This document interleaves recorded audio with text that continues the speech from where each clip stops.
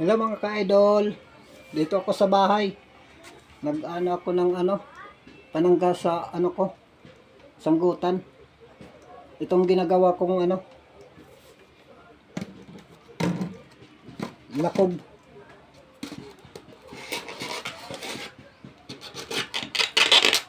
Ganito lang mga ka-idol.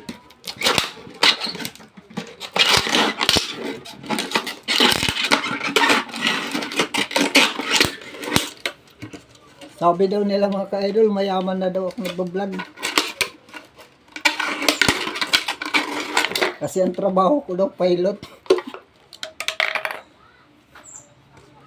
Nasa itaas ng sa itaas ng nyug. Ganito lang mga ka-idol.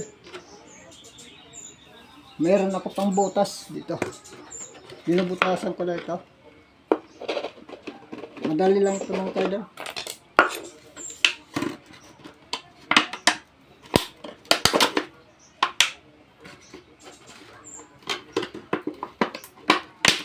Kumusta kayo mga ka-idol?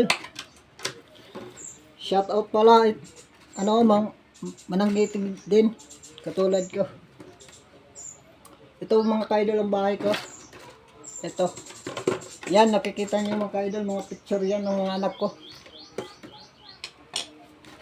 Anak namin asawa, hindi galing sa akin. Yung asawa ko ang nanganganak. Mga ka-idol. Tatlong anak ko mga ka-idol. Yung isa nasa pa lang, elementary. Grade 4. Tapos yung pangalawa kong anak naman, grade 11. High school. Tsaka yung panganay ko na anak mga ka-idol, final graduating na sa college. Siguro kunting na lang test ito mga ka-idol.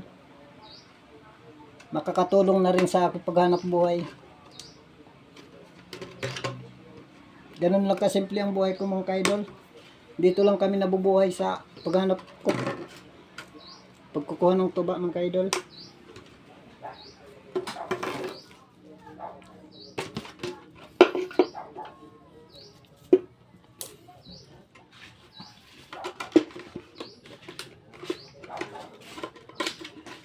Snack muna tayo mga ka-idol. Mayroon ako dito saging. Ito mga ka-idol, saging. Medyo hindi gaano pa yan. Hinugod, mapakla pa. Pero okay na ito mga ka-idol. Masarap naman. Napakasarap mga ka-idol.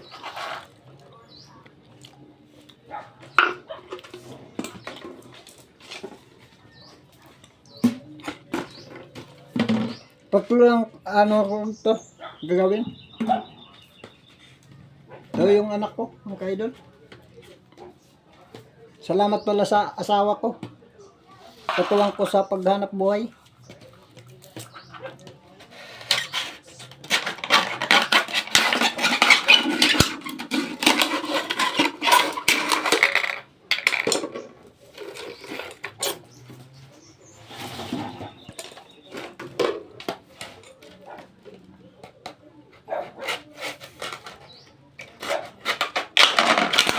Kumusta kayo mga ka-idol? Live ko ay sinasabi mga ka-idol.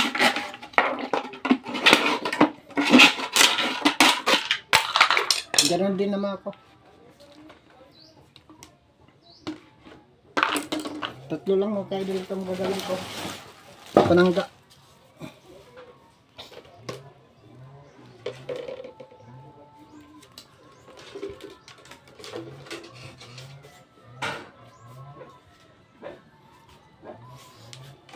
Mapurol mga ka-idol ito.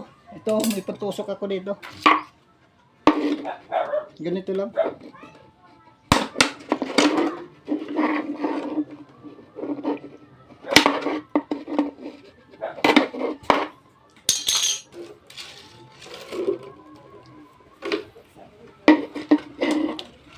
Madali na itong gawin mga ka-idol. Yan.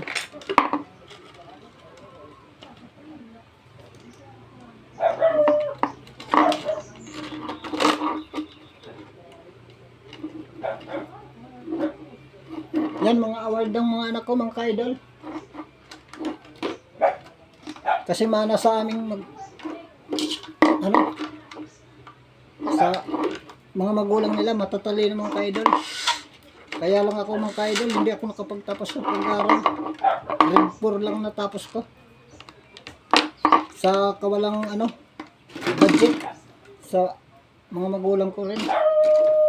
Walang mga pera. Kaya ganito lang ang hanap buhay ko ngayon.